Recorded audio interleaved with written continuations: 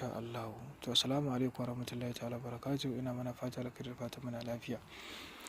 Al'ummar su na faɗin duniya ga wata fa'ida mai matuƙar amfani na wannan halitta na ice da Allah Ubangiji Subhanahu wa ta'ala ya abin nan a cikin tsirransa insha Allah.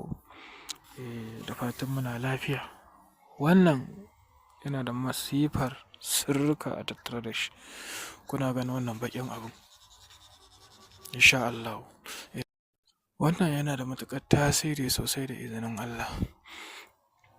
Ina waɗanda ake kama su a kai su magargama kurkuku ko a kai su wani gida ko wasu yanki da nafas da suke kama mutane su kai su wani gida su sa a babbar ƙofa a kulle mutum ko kuma a kama shi a kai shi wani waje a je a kulle shi.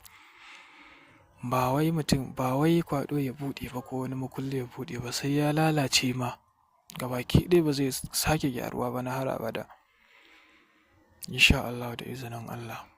Duk ƙofofi 100 aka sa aka kulle ka ciki, duk makullin da ka taɓa zai buɗe ka fito.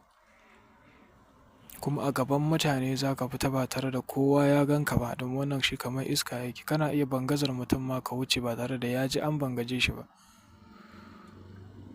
Komin mutsutsun jama'a kana iya ratsawa ka wuce, domin shi kamar iska yake. Kawai za ka ji kana ta fita waje kana ta tafiyarka.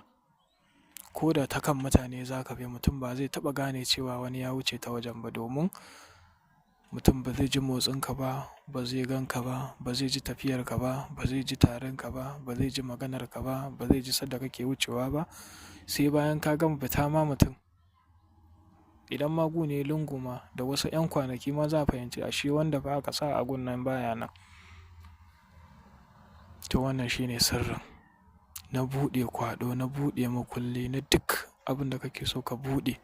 Ko an ɗauke maka kaya an kai wani gida an kulle, ko an kama maka kaya a mota an kai wani waje an aje, kana so ka fito da wannan kaya, kana so ka fito da wannan mota, kana so ka fito da wannan kwantena, kana so ka fito da wannan abu da aka kama maka aka je aka kulle, to insha Allah kai amfani da wannan. Sai mu kasance ɗaya daga cikin da kake wa addu'a. Kai wannan haka nan ma ka mallake shi ya kasance kana da shi, yana da matuƙar amfani, domin in ba kai ba waninka zai buƙaci haka. Kuma kai da kanka ma kana iya shiga duk inda kake so ka fito da wani naka da aka kulle shi ko da aka yi masa wannan, kuma ba wanda zai gan ku gabaki ɗayanku. Kuma yana maganin bindiga, yana maganin wuƙa, tsini, kowane kalan ƙarfe da izinin Allah Subhanahu wa ta'ala yakan lalata ƙarfe. Ina mana fata alkhairi ga duk masu buƙata. Mutum ya ɗauki lambobinmu insha Allah ya mana magana don mu tura masa duk inda kake a faɗin duniya. Da fatan muna lafiya. Za mu baka haɗaɗɗen sagar da izinin Allah. Kada a manta a yi subscribing, a yi sharing domin 'yan uwa su amfana kuma su fita daga cikin wasu ƙangi na wahala a rayuwa.